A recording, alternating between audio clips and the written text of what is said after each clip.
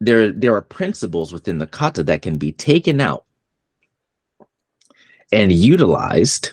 And if you can utilize it in a two-person or kind of drill or sparring kind of fashion, then you can actually develop those skills and then put back into your single-person practice to develop that skill further. And the other attributes that are connected to it. So I'll actually read a bit of this email if I can. I'll probably screenshot it and kind of post it in a video, right? So I was like, hey, Joe, Right. I actually came to a similar conclusion during sparring at my dojo. My opponent attempted to shoot in on me for a single or double leg takedown. So I snuffed it with the opening move of Sanshin. So to say this whole Sanshin thing, he shot and I shot my arms under for double unders, and I stood up like this, which is Sanshin. But using open hands to the fists, also making connection between the Sanshin open-handed and the pummeling found in wrestling. There are some similarities in position and the transition between underhook and gripping of the arm. This right or this, right? So the possible combative application that I am seeing from Seisan, is another kata in Goju Ryu, makes sense when keeping to the premise that this would be applied in an instance where distance has already been lost and the opponent has already collided with me. It becomes more about creating enough distance to exchange in exchanges to off balance by attacking the legs or head and taking away mobility by destroying the knees or the hips, in regards to Mario McKenna's article on the stomps in Toryu Seisan and Tonryu Seisan. I look forward to reading the article, as I have been wondering why the Seisan in Goju Ryu is so different from the Seisan found in Weichi and the Shorin-based systems, assuming most likely that it entails particular combative principles present in Goju Ryu. Hopefully we'll be in the area, other areas, or you in Osaka. That's not necessary. We're just talking about getting a beer.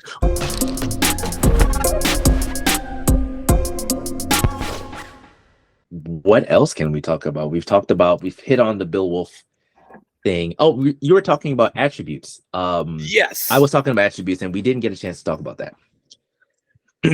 So the thing that I was thinking about with attributes, and I actually was watching one of my favorite YouTube channels. If anybody's ever looking for good, and this is a shameless plug, not for us, but for a martial artist that I've been getting a lot of knowledge from, as far as Wing Chun application.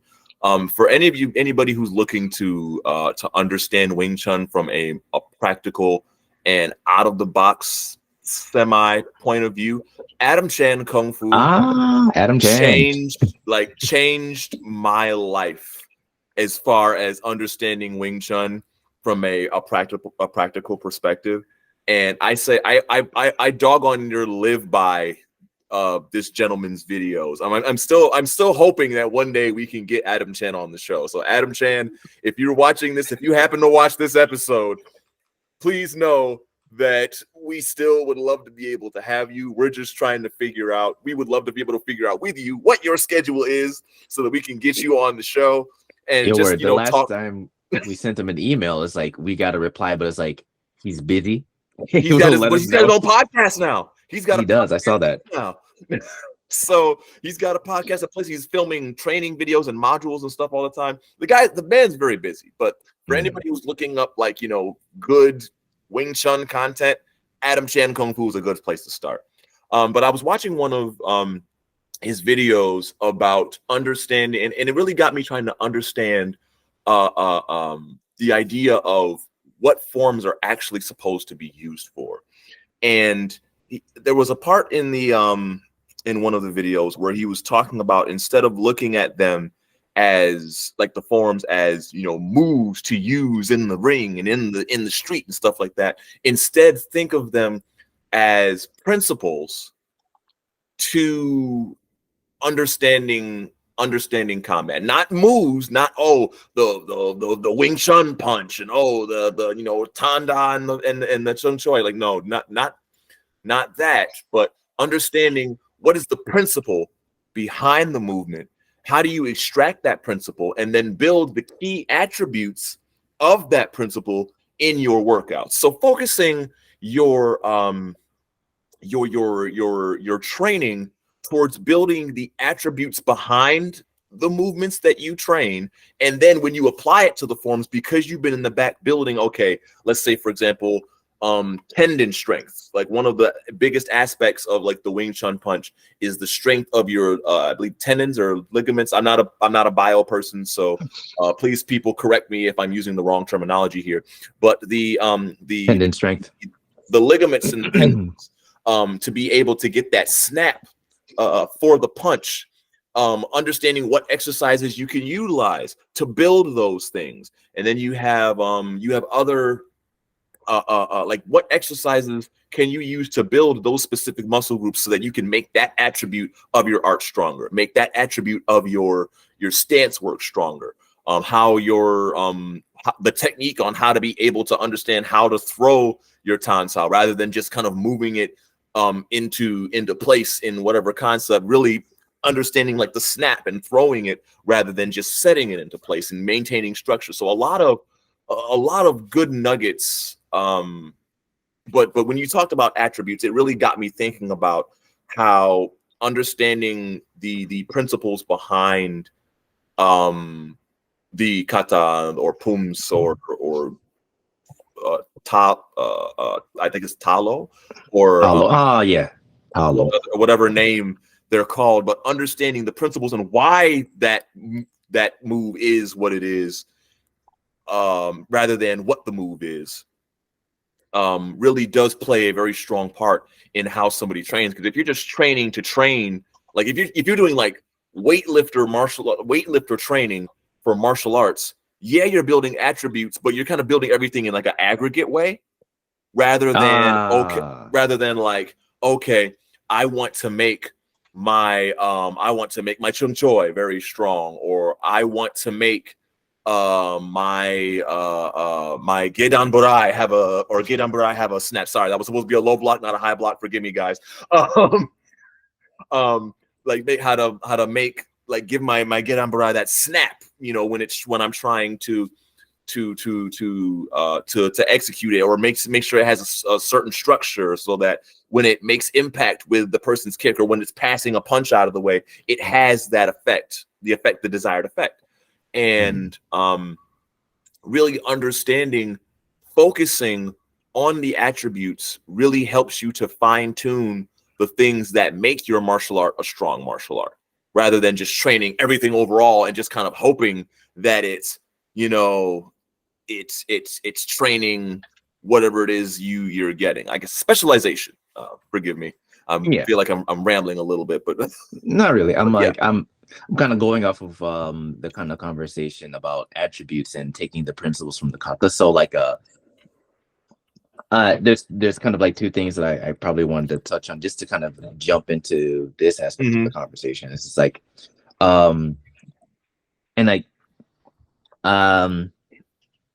I feel like there's, in terms of building strength, there's like two ways. You can either be very general, which would, and if you look in like any kind of sports science, it would be general physical preparedness, like how, like your overall level of strength, agility, mobility, flexibility, and speed and power would be your general physical preparedness, right? And those are things that you develop through the things like your strength and conditioning, your mobility work, your stretching, your sprints, or your road work, right? So these are things that, and even your heavy bag work, if you're doing that stuff, it is specific, but you're still using that to develop like a general physical preparedness, in a sense.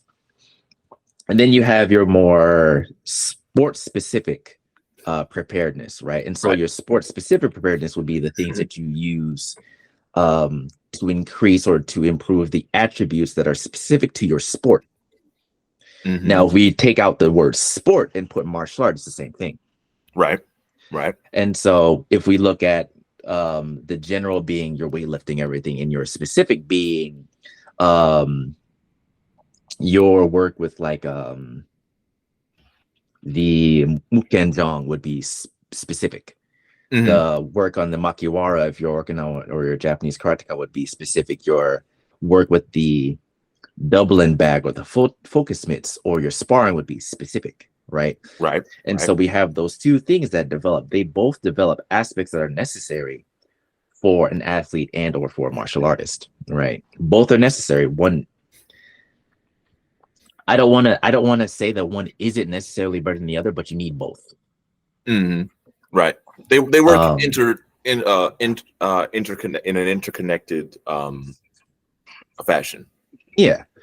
And to develop a more well-rounded physical athlete and also a well-rounded martial artist. So there's that. And also just it overall just helps you age better if you're strong. Yeah. I gotta get on that.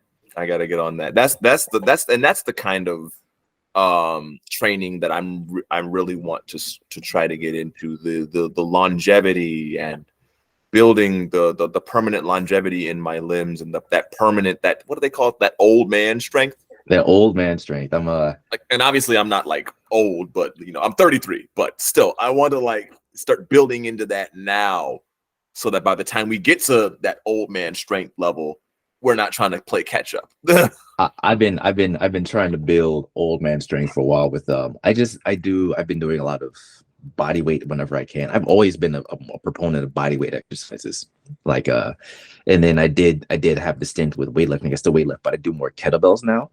And because of the shape of the bell and the offsetness of the weight, you have to put the weight in motion differently than it would be if it was a barbell or a dumbbell. But I'm realizing that because of what I've done with the body weight and with the kettlebells, I am stronger than a lot of people, and I'm stronger than a lot of martial artists. So there's that. Going back into the conversation, or at least what I want to talk about in terms of the attributes. I was talking to, where's this book? Jesus Christ. I got this book a while ago. It's not that one. Hold on now. Correct. But I forget people's names. So that's why, here you are. So Bill Swift. You mentioned him before, yes. So I've been in email correspondence with him. Like, this is one of his books. This is the essence of Nahate. Hey. So he's I forgot what rank Dan he is in, like different Okinawa martial arts, karate, kobudo. But we're talking about the principles of Nahate. Now, we've kind of alluded to this before, but like my first martial art was Taekwondo. I only spent like a day in it. But my first official martial art was Goju-ryu. And so whenever people look at styles like of karate, they only think that it's primarily striking, long distance or mid-range distance striking. But I was talking with Joe, and I was talking to him about Sanshin. Now, I do kudo in in Japan. If you guys did not watch the Into the Dojo kudo video that I posted like last it's a great video. You guys should check it out. But in the dojo tag, I started using a lot of bicep ties. No, a bicep tie is just like it's just a clinch. It's just a two-handed clinch to prevent from getting punched in the face. But if you think about Sanshin, whatever Sanshin you're doing is either there's this Sanshin or it's this Sanshin. It's used within the clinch. So there are principles within the kata that can be taken out and utilized. And if you can utilize it in a two-person or kind of drill or sparring kind of fashion, then you can actually develop those skills and then put back into your single-person practice to develop that skill further, and the other attributes that are connected to it. So I'll actually read a bit of this email if I can. I'll probably screenshot it and kind of post it in a video, right? So I was like, hey, Joe. I actually came to a similar conclusion during sparring at my dojo. My opponent attempted to shoot in on me for a single or double leg takedown. So I snuffed it with the opening move of Sanchin. So to say this whole Sanchin thing, he shot and I shot my arms under for double unders, and I stood up like this, which is Sanchin. But using open hands to the fists, also making connection between the Sanchin open-handed and the pummeling found in wrestling. There are some similarities in position and the transition between underhook and gripping of the arm. This. Right. Or this. Right. So the possible combative application that I am seeing from Seisan, is another kata in Goju Ryu, makes sense when keeping to the premise that this would be applied in an instance where distance has already been lost and the opponent has already collided with me. It becomes more about creating enough distance to exchange in exchanges to off balance by attacking the legs or head and taking away mobility by destroying the knees or the hips, in regards to Mario McKenna's article on the stomps in Toryu Seisan and Tonryu Seisan. I look forward to reading the article, as I have been wondering why the Seisan in Goju Ryu is so different from the Seisan found in Weichi and the Shorin-based systems, assuming most likely that it entails particular combative principles present in Goju Ryu. Hopefully we'll be in the area, other areas, or either you in Osaka. That's not necessary. We're just talking about getting a beer. But see, it's the whole thing is extracting, like you said, extracting the combative principles from the kata, because the kata aren't just for kata's sake. They're not just a dance that you use, and they're not just something that you just practice on your own with no real depth of understanding. It's you use it, you practice it, and then you delve into it, whether it's through research or through comparative analysis, which you see a lot of pragmatic karateka doing now, like a lot of the different Instagram channels or YouTubes, like Ian Abernathy is one. I follow him a lot. The guy from Karate Combat that's now doing Karate Breakdown, and Arizona Karate. Oh, was it Noah? I was about to say Arizona Karate. I was gonna mention them. My friend Noah. So like I just started following their stuff, right? Like if you look at a lot of the comparative, and also Chris, he's a newer one. His name is Chris. I forgot his last name, but he's also one that's doing comparative analysis between the karate techniques and the bunkai with combat sports. And so, because like there is no one alive right now that can tell us what these particular combative principles within the kata are, unless they've researched them,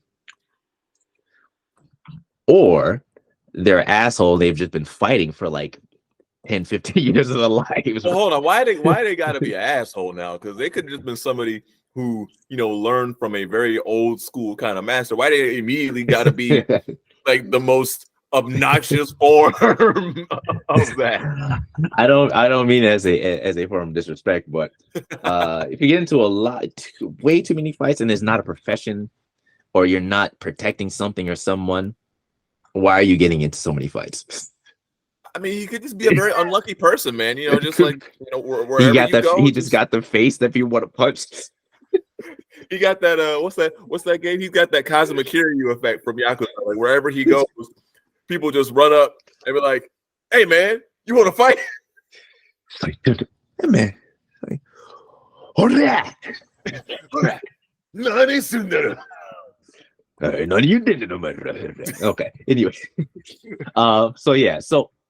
But it's like comparative analysis. So it's like, and I think I've seen a lot of people in comment sections on Instagram and YouTube and also on Reddit bashing people that are doing comparative analysis between karate or even traditional martial arts form practice and combat sports, because that's not insert martial art name here. I'm like, well, why not?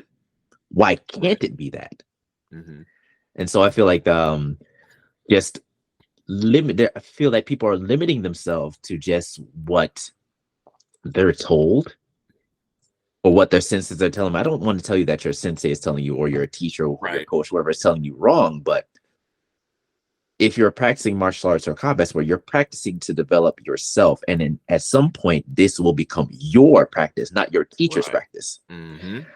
And so you should, in your own effort, try to understand it for yourself. Because, and I mentioned this earlier when I was talking about, I made the reference to the 5 boroughs and the people in Right. each borough that fight, that knows how to fight. Mhm. Each person's physical attributes and characteristics are different. Some people might be shorter, some people might have longer limbs, some people might be stronger, faster, Mhm. whatever. Those physical attributes will then have an effect on how you apply or how you express your martial art or your martial Right. system or your fighting, right? Mhm.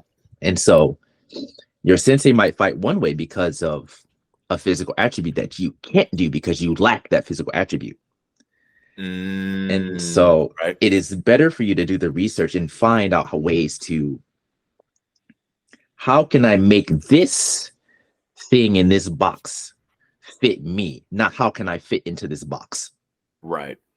And I feel that is, I mean, with this part, at this part we're kind of starting to sound like a commercial for Jeet Kune Do or something, but um uh the understanding that whenever you take a martial art, it's not going to work for you the same way it works for somebody else. And let's take, I'll take our experience training Okay, together at UB as an example.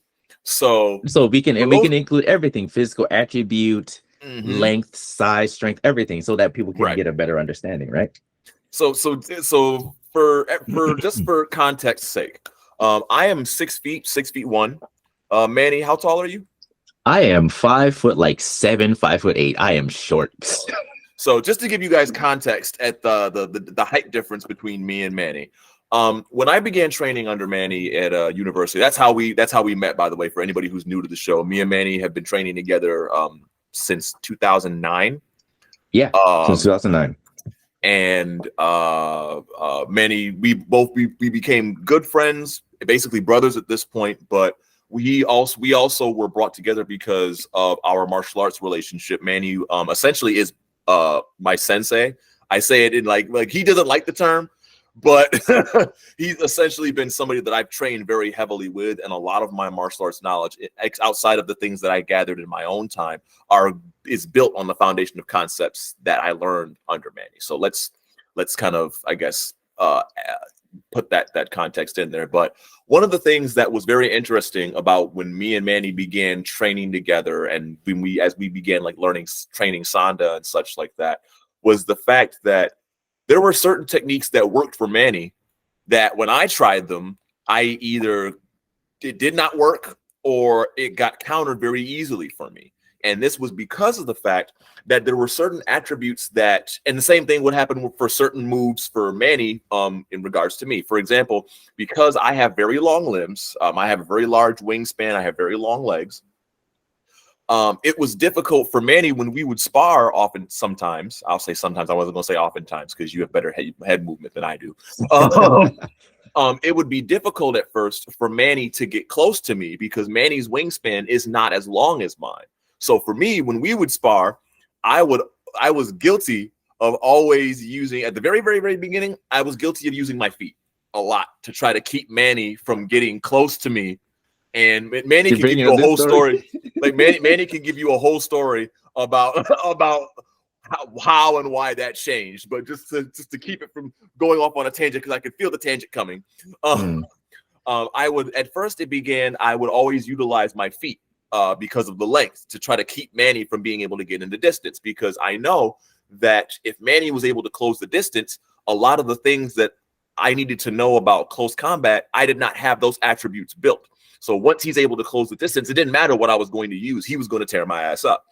Now, in the same aspect, if Manny could not close the distance, there was no way he was going to be able to get past, say, my jab, or to like me trying to kick to keep him out of that distance. And that's because for me, because I had those long arms and those attributes, it was easier for me to be able to tag him, say, in the body or something like that, from the distance I was, without letting him get close. However, because Manny had good head movement when we would spar, and plus, these blocks, came in very handy with passing a lot of my movements one way or the other. He learned very quickly, as in one class over time, how to get past those things. And for me, what it pushed me to understand was that I had to learn how to do close quarters work, because I was so used to using my length, those attributes, to keep people away from me. I had no idea what to do when a person who works more close quarters like Manny does, to be able to stop him from throwing me, stripping me, putting me into a lock of some sort, or just hitting me really hard in the chest to where I began to think that I might have had, a heart attack or something like that. So it was really that sounds so terrible now that I said it out loud. I didn't hit that hard then. No, I over exaggerate that. You never hit me that hard. That was the other guy. But though, just like to give you guys that little bit of context, that is how a lot of people, I guess, kind of count themselves out when dealing with martial arts. Because when Manny started teaching me karate, it was very difficult for me to understand certain concepts because I was used to using my length. For Goju-ryu, it is not a very lengthy type of martial art. It is very like close quarters, inside, throw, knee, elbow, uppercut, hook range, not all the way out here like boxing kind of range. So it takes a lot of adaptation and self-study and, having a dedicated partner to be able to understand how to how to train those attributes, to build upon them, so that you can make yourself the well-rounded martial artist that Manny was referencing earlier. Okay. And that's